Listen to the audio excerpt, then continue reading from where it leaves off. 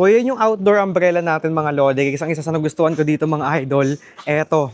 Yan. So, meron siyang lever dito. Pwede mo siyang i-pull down. Okay? Yan. So, or pwede mo siyang i-pull up mga lods. Yan.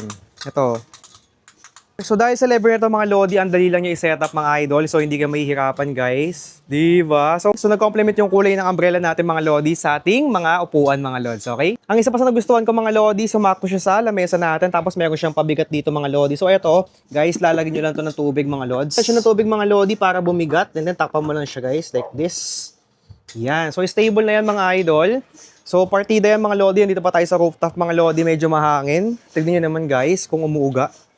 Diba? That's it guys. Pero na kayong outdoor umbrella guys na pwede nyo magamit sa ulan, sa sikat ng araw mga idol. Okay? So bali ganyan yung kabuuan yung mga Lodrix. Diba? So single nga pala to mga idol. So yun mga lodi, kung naghanap kayo ng outdoor umbrella na pwede sa ulan at araw mga lodi, check sa yellow basket natin to. Maraming salamat. Bye!